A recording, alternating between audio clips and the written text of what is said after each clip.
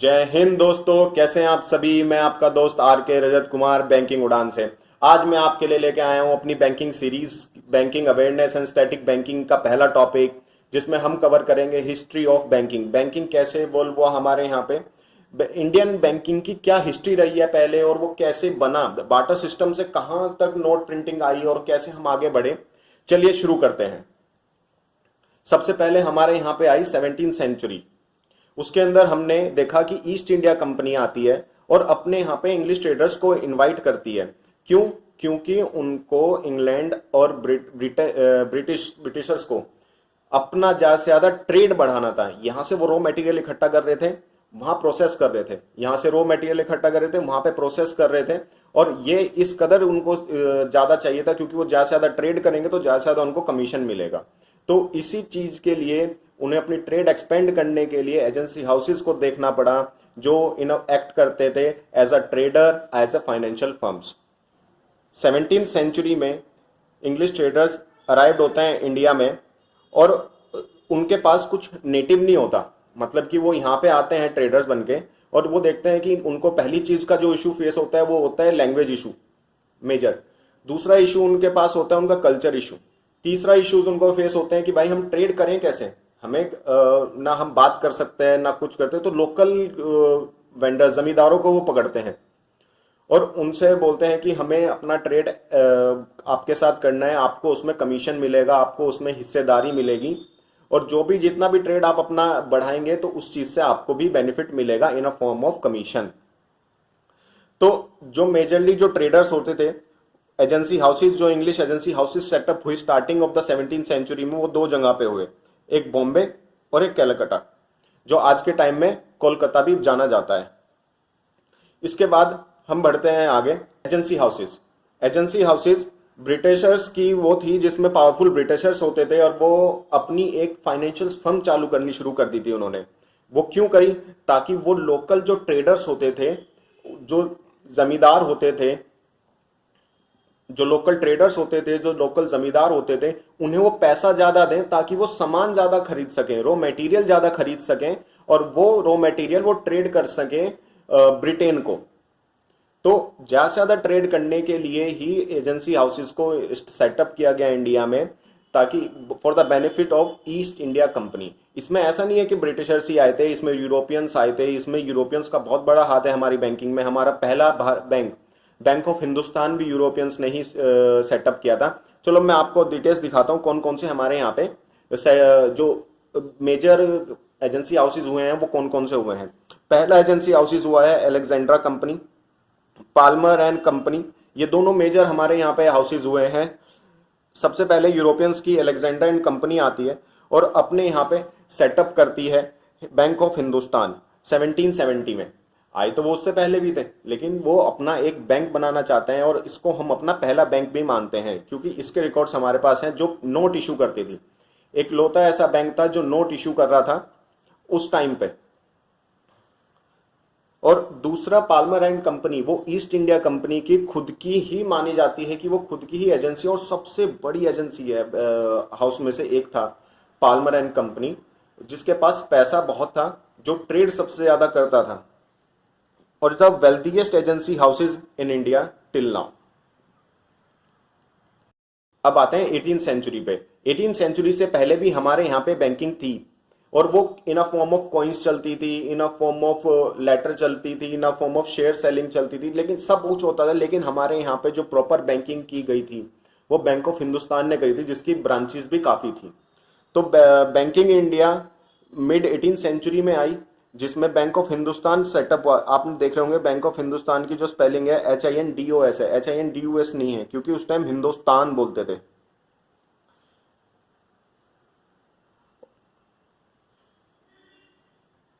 Bank of Hindustan.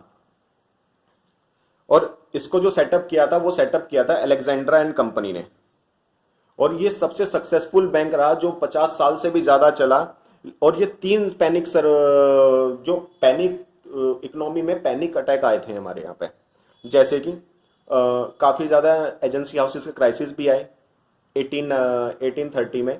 वो उसको भी सरवाइव किया, लेकिन उसके बाद जाके 1832 में फेल हो गया। इसके साथ साथ एक बैंक हमने और ओपन किया था, जनरल बैंक ऑफ इंडिया। ये सेटअप हुआ था 1786 में और ये फेल हो गया था 1791 में। तो आप देख रहे होंगे जो कमर्शियल क्राइसिस था, जो एजेंसी हाउसेस क्राइसिस था, उससे बैंक ऑफ हिंदुस्तान हमारा पहला बैंक बना 1770 में और बंद हो गया 1832 में। क्यों हुआ?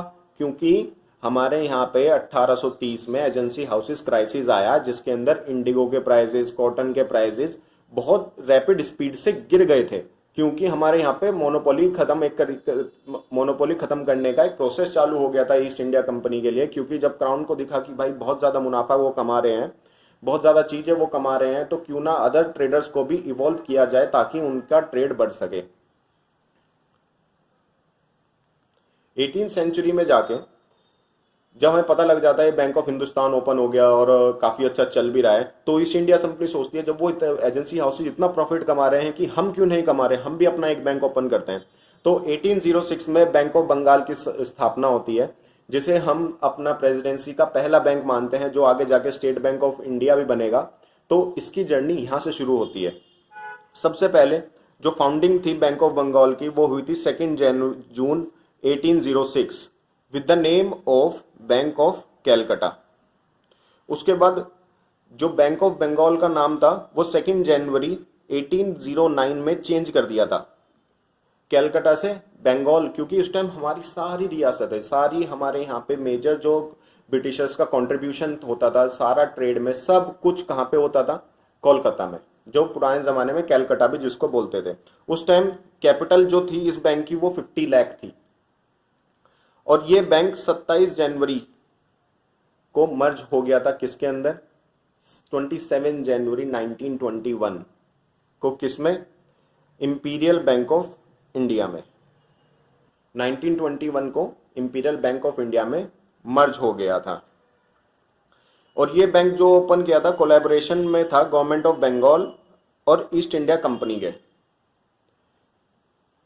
इसके बाद हम आते हैं bank of Bombay. Bank of Bombay 15 अप्रैल 1840 को बना था, जो बॉम्बे में, क्योंकि जब ट्रेडर्स कोलकाता में, कैलकाटा में थे, तो उसी टाइम पे ट्रेडर्स अपना जो थे वो बॉम्बे से भी एक्सपोर्ट किया करते थे, क्योंकि एशिया का सबसे बड़ा कॉन्टिनेंट का हिस्सा जो था वो ईस्ट इंडिया कंपनी संभाल रही थी in a form of traders, या तो दोस्ती करके या किसी को दबा के या किसी को हटा के। तो इन सब के लिए क्या हुआ, जब बाद में देखा गया कि कैलकाटा से तो हम कर ही रहे हैं, वाई नॉट कि हम बॉम्बे क्यों नहीं कर रहे। बॉम्बे एज अ सेंट्रल देखा जाता था कि सेंटर में पड़ता है बॉम्बे और उनका जो पोर्ट है वो यूज होता था इन अ फॉर्म ऑफ ट्रेड। लेकिन ये बैंक भी मर्ज हो गया था 27 जनवरी 1921 को। इसमें आप देखोगे इनके, मैंने जो नीचे दिखाई इनकी ये बिल्डिंग है। दूसरा इसमें देखोगे ये 20 रुपीज का, 10 रुपीज का ये नोट है बैंक ऑफ बॉम्बे का। हमारे यहाँ पे जब भी ईस्ट इंडिया कंपनी के जो जो बैंक थे सबके पास अपना खुद का नोट प्रिंटिंग था, सब अपने अपने अलग अलग नोट छापते थे और आगे ट्रेड के लिए यूज करते थे। आते हैं bank of Madras. Bank of Madras कब बना था? जब बैंक ऑफ, उन्होंने देखा कि भाई कैलकाटा भी अच्छा चल रहा है, बॉम्बे भी अच्छा चल रहा है, तो हम एक सदन में क्यों नहीं अपना बैंक बना रहे। सदन में वो देखते हैं और पता लगता है कि सदन बहुत ज्यादा वेल्दी है, तो why not we can open one more bank, जिसका नाम रखा गया बैंक ऑफ मद्रास 1843। सबसे पहला इन्होंने ईस्ट इंडिया बैंक ने ओपन किया था 1806 में, 1806 में, बैंक ऑफ बंगाल के नाम से। फिर उसके बाद शुरू करा 1840 में क्या, अपना दूसरा बैंक, बैंक ऑफ बॉम्बे। और फिर तीसरा बैंक इन्होंने तुरंत ही 3 साल के बाद अंदर अंदर स्टेप कर दिया, क्योंकि अच्छा प्रॉफिट हो रहा था, अच्छा मार्जिन आ रहा था। तो इन्होंने सोचा कि वाई नॉट कि हम जल्द से जल्दी ये सेटअप कर सकें। इसी दौरान इन्होंने बैंक ऑफ मद्रास की स्थापना करी 1843 में। 1 जुलाई 1843 को बैंक ऑफ मद्रास खुलता है, पब्लिक के लिए ओपन हो जाता है, ऑपरेशंस देखता है, और ये बैंक भी मर्ज होता है 27 जनवरी 1921 को इंपीरियल बैंक ऑफ इंडिया में।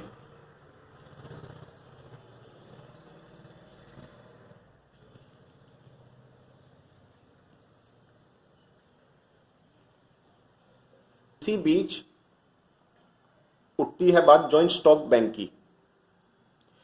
जॉइंट स्टॉक बैंक, पहला जॉइंट स्टॉक बैंक जो था, जो अभी तक चल रहा था, वो था इलाहाबाद बैंक, जिसको मर्ज कर दिया गया 2020 में इंडियन बैंक में। तो इलाहाबाद बैंक 1865 में सबसे पहला बैंक बना था जिसके पास जॉइंट स्टॉक, आप हमेशा अगर क्वेश्चन आता है जो सबसे पहला जॉइंट स्टॉक बैंक कौन सा था, तो आप बताएंगे कि Allahabad bank was the first bank with a joint stock bank, जिसकी स्थापना हुई थी 24 अप्रैल 1865। और ये इलाहाबाद में इसका पहली ब्रांच ओपन हुई थी। और इसकी जो 1969 में जब नेशनलाइजेशन ऑफ बैंकिंग हो रहा था आज़ादी के बाद, तो इसको भी नेशनलाइज कर दिया गया। और ये पहला जॉइंट स्टॉक बैंक था अपने मर्जर से पहला जो एग्जिस्ट करता था और जो इतने लंबे समय तक चला। और इलाहाबाद बैंक को 1 अप्रैल 2020 में इंडियन बैंक में मर्ज कर दिया गया। अब आते हैं औध कमर्शियल बैंक और अवध कमर्शियल बैंक। ये बैंक बहुत पहले से कमर्शियलाइज बैंक था। इसकी जो फाउंडेशन थी वो 1881 में हुई थी। और ये पहला कमर्शियल बैंक है जिसका जो बोर्ड था वो कंप्लीटली इंडियन था, और इसके जो डायरेक्टर्स थे वो कंप्लीट इंडियन डायरेक्टर्स थे। और वो ये पहला भी बैंक है जो लिमिटेड लाइबिलिटी बैंक है। तो कभी भी अगर क्वेश्चन आता है कि लिमिटेड लाइबिलिटी बैंक पहला कौन सा है, तो आप आंख बंद करके अवध कमर्शियल बैंक और औध कमर्शियल बैंक, दोनों का नाम सेम ही है। को उस टाइम पे बोला कुछ और जाता था, औध कमर्शियल बैंक, और था वो अवध कमर्शियल बैंक, जिसकी स्थापना हुई थी 1881 में। कहाँ पे? फैजाबाद में। लेकिन ये इतना फेमस क्यों नहीं बना, ये इतना बड़ा बैंक क्यों नहीं बना? इसके साथ एक रीजन था, जो वहां के लोकलाइज प्रेसिडेंसी थी वो ही इसको ऑपरेट करती थी और उसकी कोई ब्रांचेस नहीं थी। ये सिर्फ और सिर्फ आज के टाइम पे सर्व होता था लोकल एरिया के लिए, लोकल एरिया, लोकल पीपल्स के लिए सिंगल एक ब्रांच थी, वहीं से ही ऑपरेट होता था। और वहां के जो राजा थे वो ही इसको पब्लिक के लिए आगे बढ़ाने का काम करते थे। और ये पहला बैंक है, first commercial bank in India having limited liability and entirely Indian board of directors. जब सारे इंडियंस थे, क्योंकि ये कोई ब्रांचेस नहीं थी, वहां के जो फैजाबाद में जो राजा थे उन्होंने इसको बहुत ज्यादा सपोर्ट किया था उस टाइम पे। और इसकी कोई ब्रांच भी नहीं थी, for local people of Faizabad only. लेकिन ये इंपॉर्टेंट है, कई बार पूछा गया है प्रीवियस ईयर क्वेश्चंस इससे। अब आते हैं Punjab national bank. Punjab national bank 1895 में जो स्टैब्लिश हुआ, वो कैसे स्टैब्लिश हुआ चलिए देखते।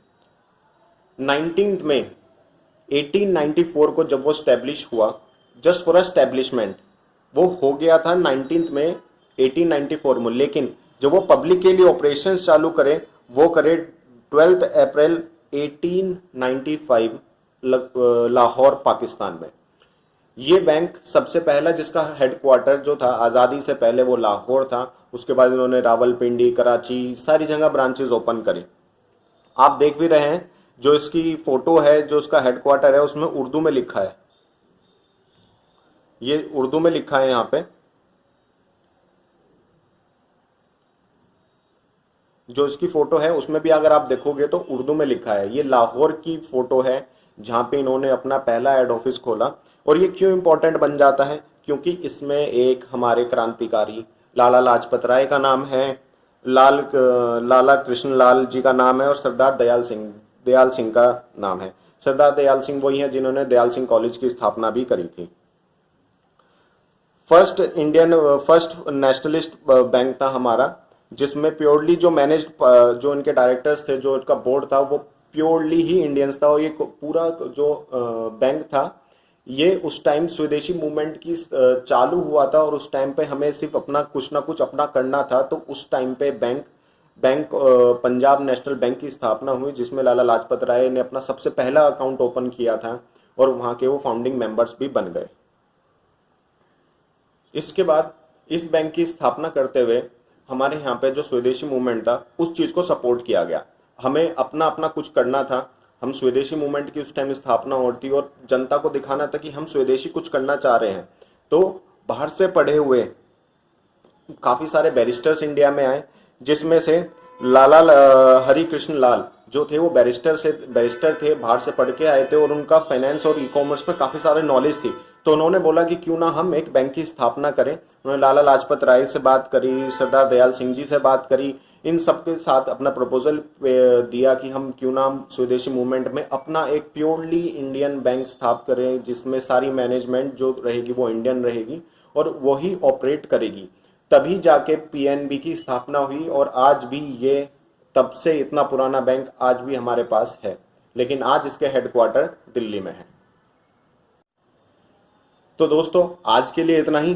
कल हम पढ़ेंगे जो हमने ईस्ट इंडिया कंपनी ने तीनों बैंक जो ओपन करे थे उनका क्या हुआ, क्या वो आगे जाके क्या उनका फॉर्मेशन रहा, इंपीरियल बैंक ऑफ इंडिया कैसे बना। और इसी दौरान पे जब हमने ये अपना जो अवध कमर्शियल बैंक था और इलाहाबाद बैंक था, उस टाइम ऐसा क्या हुआ कि जॉइंट स्टॉक बैंक भी ओपन होने लगे थे। इस सब की डिटेल्स मैं आपको दूंगा अगली वीडियो में। तो बने रहिए, लाइक शेयर और सब्सक्राइब करिए। जो कुछ क्वेरी हो प्लीज कमेंट डाउन। आपको कुछ भी अगर क्वेरी होती है तो मैं उसका जल्द से जल्द रिस्पॉन्स देने की कोशिश करता हूं। कॉन्टैक्ट है मेरी मेल आईडी, अगर आपको मेल से मेरे को कुछ क्वेश्चंस पूछने हैं तो वो भी आप पूछ सकते हैं। तो बने रहिए, देखते रहिए, कीप वॉचिंग। जय हिंद, जय भारत, उड़ते रहो, बढ़ते रहो।